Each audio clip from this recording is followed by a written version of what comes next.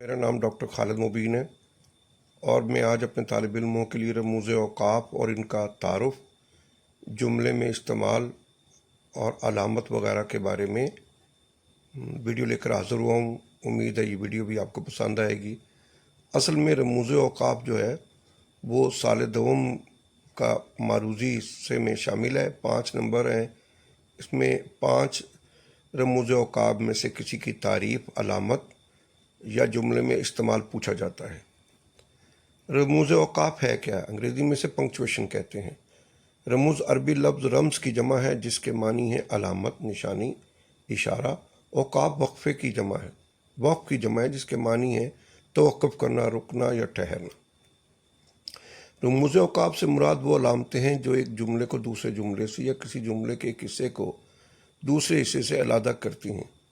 रमूज़ औक़ाफ़ की अलामतों की मदद से पढ़ने वाले को मालूम हो जाता है कि जुमलों को किस तरह पढ़ना है, किस जुमले के किस हिस्से को किस तरह अदा करना है और कहाँ कहाँ और किस कदर तवक्कुफ़ करना है। अगर आप मुझसे इसकी टेंजिबल मिसालें पूछें तो मैं आपको 2 बड़ी टेक्निकल मिसालें 2 जुमलों की दे सकता हूँ। एक बार हम सफ़र कर रहे थे कि मेरी आगे एक रिक्शा जा रहा था जिस पर एक जुमला लिखा हुआ था। अब जुमले को मेरे बेटे ने कुछ इस तरह पढ़ा, आँखों ते छड़ आइए। मैंने गौर किया तो आँखों और अलीमत दा और दूसरे लफ्ज़ जो खोता पढ़ा जा रहा था उसमें कुछ वक्फा था। तो मैंने उसको पढ़ के सुनाया, बेटा ये तो ये नहीं लिखा, ये तो लिखा हुआ है आँख खो तो छड़ आइए के बजाय आँख खोते छड़ आइए। अगर आप भी लिख के देखें तो आप भी हंस पड़ेंगे। दूसरी मिसाल मैं देता हूँ, जैसे जमील कहे किसी को रोको मत जाने दो और आप इसको समझें वो जमील कह रहा है रोको मत जाने दो, यानी एक ही लफ्ज़ में कौमे की अलामत रोको के साथ लगा दें तो जुमला बदल जाता है, रोको मत के बाद लगाएं तो जुमला बदल जाता है। तो 2 मिसालें मैंने आपके सामने रखी जिससे आपको अंदाज़ा हुआ कि कौमे की कमी, इधर उधर कौमा करने से मानी में फ़र्क आ गया। इस तरह लफ्ज़ों के बारे में भी है। मुश्ताक मोहम्मद यूसुफ़ी ने गालिबन कहीं लिखा है कि एक नुक्ते की कमी बेशी से इंसान मुजरम से महरम और महरम से मुजरम बन जाता है। अब मुझे हवाला याद नहीं लेकिन मुझे ये जुमला याद रह गया, तो मैंने आपको ये 3 मिसालें दी। एक तो अल्फाज जो हैं उनकी इमला का ख्याल रखें और दूसरा रमूज़ औक़ाफ़ का ख्याल रखें। रमूज़ औक़ाफ़ के इस्तेमाल के बगैर तो आप एक जुमला भी दुरुस्त नहीं लिख सकते। अब चंद अलामतें देखते हैं, इसके अलावा भी कुछ अलामतें हैं लेकिन ये इम्तहानी नुक्ता निगाह से और किसी मजमून की तकमील के लिए बड़ी हैं अलामतें हैं। सख्ता, इसे अंग्रेज़ी में कॉमा कहते हैं और इसकी शक्ल हुक जैसी होती है। वक्फा, हुक के नीचे नुक्ता जिसे सेमी कॉलन कहते हैं। राब्ता 2 नुक्ते हैं, कॉलन कहलाता है। तफसीलिया 2 नुक्ते के साथ एक डैश होती है, इसे कॉलन एंड डैश कहते हैं। और ख़त्मा, फुल स्टॉप, ये इंग्लिश में तो नुक्ता है लेकिन उर्दू में 3-4 नुक्तों के बराबर एक छोटी सी मामूली सी डैश है। सवालिया या इस्तफामिया, साइन ऑफ इंटरोगेशन कहते हैं इसको, ये हुक की तरह होता है और उर्दू में ये जो है लेफ़्ट और अंग्रेज़ी में राइट तरफ होता है, इसकी शक्ल होती है।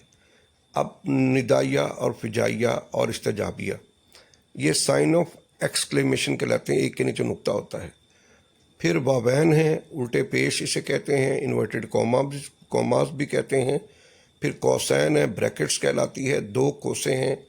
ख़त है, एक सीधी लाइन है जो कई नुकात पर मुश्तमिल होती है। ये लाइन तकरीबन आप यूँ समझिए कि एक छोटा सा लकीर जो होती है उसको ख़त कहते हैं, उर्दू में, अंग्रेज़ी में डैश कहते हैं।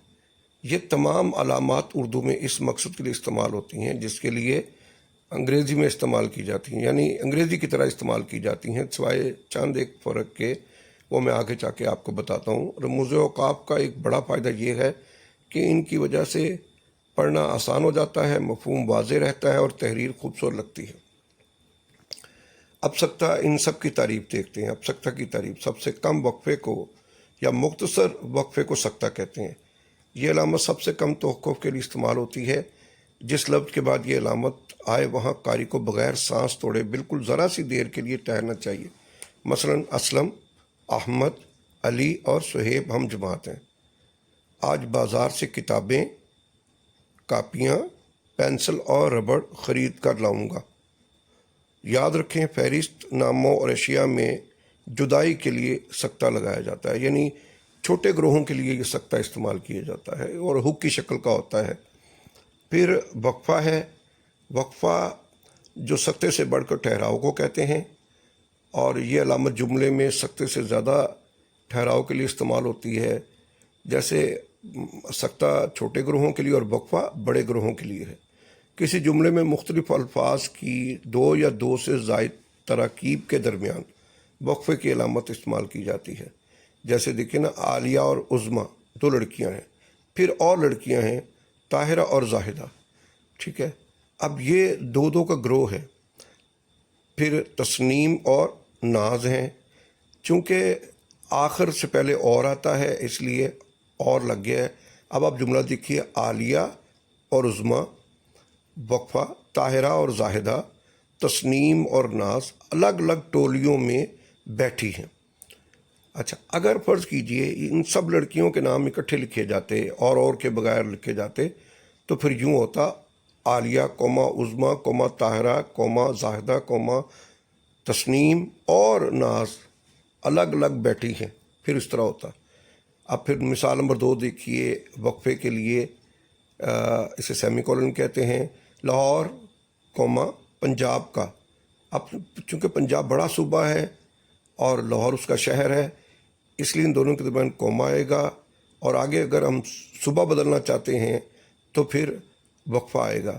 کراچی کوما سندھ کا، اور پھر وقفہ پشاور KPK کا، اور کوئٹہ بلوچستان کا دارالحکومت۔ اگر آپ غور کریں، پنجاب، سندھ، KPK، بلوچستان، یہ چاروں بڑے صوبے ہیں، بڑے گروہ ہیں، ان کے درمیان کوما نہیں آتا، بلکہ ہم ان کے درمیان وقفے کی علامت استعمال کرتے ہیں، اور ان سے آگے شہروں کے نام لکھیں گے تو کوما آئے گا۔ اگر شہروں کے نام نہیں لکھیں گے، صرف اگر یہ بنائیں پاکستان کے اہم صوبوں میں پنجاب کوما سندھ کوما KPK اور بلوچستان شامل ہیں، اس طرح آئیں گے۔ اب رابطہ دیکھیے، رابطہ 2 نقطوں پر مشتمل علامت ہے۔ یہ وقفہ سے بڑھ کر ٹھہراؤ کے لیے استعمال کی جاتی ہے۔ کسی کا قول، کسی شخص کا قول، فرمان، جواب، کہاوت یا ضرب المثل نقل کرنے سے پہلے اور جملے کے الگ حصوں میں رابطہ پیدا کرنے کے لیے رابطے کی علامت استعمال کرتے ہیں۔ مثلا قائد اعظم نے فرمایا، 2 نقطے انورٹڈ کوما، کام کام اور کام۔ نمبر 2، کسی نے سچ کہا ہے، 2 نقطے، گیا وقت پھر آتا نہیں۔ اور آپ نے دیکھا ہوگا جب رابطے کی علامت لگاتے ہیں تو اس کے سامنے لکھنا شروع کر دیتے ہیں۔ مثلا مکالمے میں ارشد 2 قومیں السلام علیکم استعمال کرتے ہیں، یعنی رابطے کے سامنے آپ مزید آگے لکھ سکتے ہیں۔ اس طرح تفصیلیہ، اگلی جو ہے تفصیلیہ، لفظ تفصیل سے نکلا ہے۔ یہ علامت کسی بات کی تفصیل بیان کرنے سے پہلے استعمال ہوتی ہے۔ اس سے پہلے عام طور پر مثلا جیسے، مندرجہ ذیل، حسب ذیل کے الفاظ آتے ہیں۔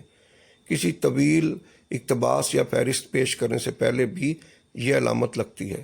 مثال، ناریل کے حسب ذیل فائدے ہیں، اس کا تیل جلانے کوما کھانے کوما خول سے برتن بنانے اور رسی بنانے کے کام آتا ہے۔ تو آپ نے دیکھا ناریل کے حسب ذیل فائدے، یا یوں لکھ سکتے ہیں کہ پاکستانی ٹیم میں درجہ ذیل کھلاڑی شامل ہے، تفصیلیہ آگے ان کے نام دیے جا سکتے ہیں۔ یا اس کتاب کے اہم اقتباس درجہ ذیل ہیں، تفصیلیہ، اور آگے پھر وہ تفصیل دی جاتی ہے۔ ختمہ، انگریزی میں فل سٹاپ کہتے ہیں، اردو میں فل سٹاپ جو ہے وہ 4-5 نقطوں پر مشتمل ہوتا ہے، انگریزی میں ایک ہی نقطہ ہوتا ہے۔ ختمہ نقطے سے زیادہ ذرا بڑی ہوتی ہے اور ایک جملے کو دوسرے سے جدا کرنے کے لیے استعمال ہوتی ہے۔ عام طور پر بیانیہ جملے کے اختتام پر لگتی ہے۔ مثال، دنیا فانی ہے، میں ایک محنتی طالب علم ہوں۔ اب سوالیہ دیکھیے، question mark, interrogation, sign of interrogation. یہ علامت کسی سے سوال کرنے یا استفسار کرنے کے لیے کیا، کیوں، کیسے، کس طرح، کیوں کر جملے میں اگر آ جائے تو اس جملے کے آخر میں لگائی جاتی ہے۔ مثال یہ کتاب کس کی ہے، آج کیا تاریخ ہے، آگے سوالیہ نشان بھی آتا ہے۔ پھر آگے ہے ندائیہ، یہ سائن آف انٹروگیشن ہے جس کی 3 حالتیں ہم بیان کریں گے۔ پہلی ندائیہ ہے، ندا پکار کو کہتے ہیں۔ یہ علامت دراصل لفظ ندا کا مخفف ہے اور وہاں استعمال ہوتی ہے جہاں کسی کو پکارنا، مخاطب کرنا مقصود ہو، جیسے خدایا میری آرزو پوری کر دے۔ اور یاد رکھیے اے خدایا نہیں ہوتا، کیونکہ اے اور یہ الف یا دونوں معنی ہو جاتے ہیں اور دو روزمرہ ایک جگہ نہیں آتے۔ خدایا میری آرزو پوری کر دے، اے بھائی ذرا میری بات سنو، ٹھیک ہے۔ یا اف جو ہے آگے ندائیہ کا نشان، یہ بیویاں، یا اف یہ مکھیاں بھی کہہ سکتے ہیں، ٹھیک ہے۔ لیکن وہ آواز ہے نا تو اسے فجائیہ کہتے ہیں۔ یہ جو اف آہ افسوس کے لیے جو کلمہ آئے گا یا افسوس، وہ فجائیہ کہلاتا ہے، یعنی جذبات کا اظہار جب تحریر و تقریر میں غصہ، حقارت، استعجاب، تمسخر، تعظیم، ندامت، خوف، تجسس و آفرین وغیرہ جیسے جذبات یا جوش کو ظاہر کرنا مقصود ہو تو یہ علامت استعمال ہوتی ہے، جس سے ظاہر ہوتا ہے کہ یہ الفاظ بلا اختیار زبان سے نکل گئے ہیں۔ جذبات کی شدت کے لیے ایک سے زیادہ علامتیں بھی لگاتے ہیں، مثلا وہ اور مریم، اس کی امید فضول ہے، اس کی امید فضول ہے، بس صاحب بس بہت ہو چکا، اب خاموش ہو جائیے، شاباش محنت جاری رکھو۔ شاباش اور محنت کے درمیان یہ سائن آف جو ہے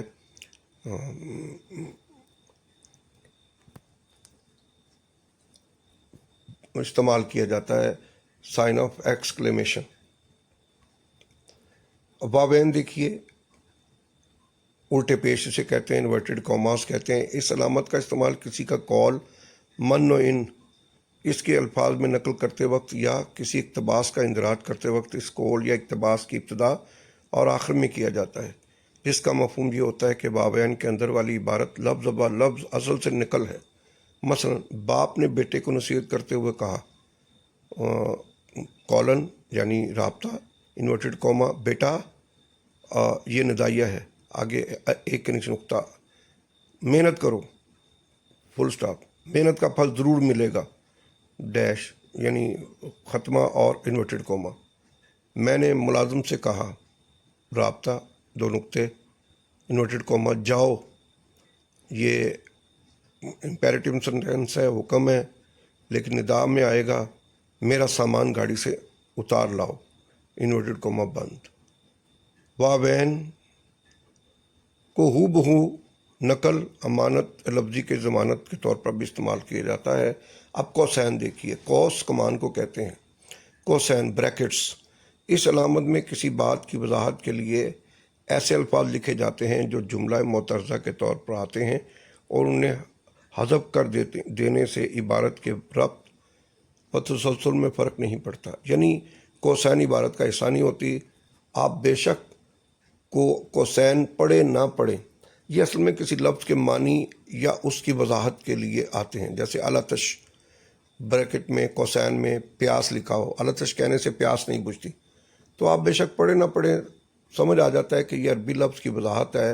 عربی میں الاتش پیاس کو کہتے ہیں۔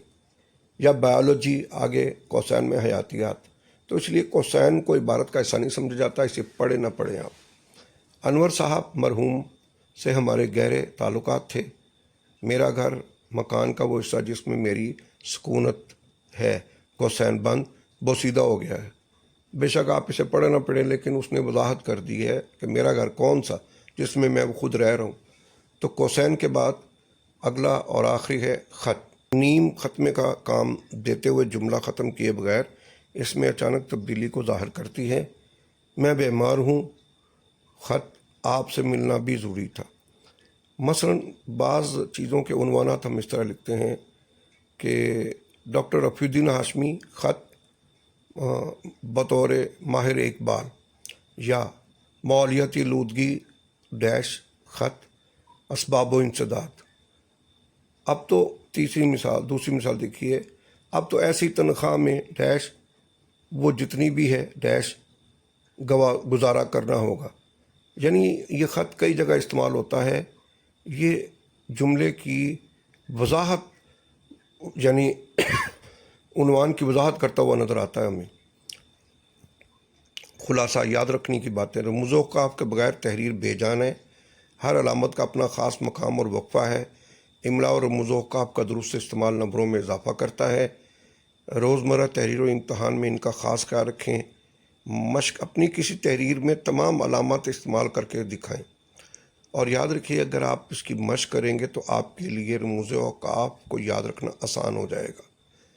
اور جتنی بھی اچھی اردو کی تحریریں ہیں ان میں رموز اوقاف کا خیال رکھا جاتا ہے. ایک جملہ بھی اس کے بغیر صحیح نہیں بن سکتا. تو جملوں کو جمع کریں تو اقتباس کیسے بن سکتا ہے؟ اس لیے رموز اوقاف کو بار بار دیکھیں اور انہیں اپنی تحریر میں استعمال کریں.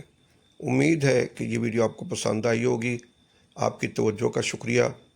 اور یہ لیکچر جو ہے اسے لائک کیجئے، کمنٹ کیجئے. آپ کے کمنٹس کا انتظار رہے گا.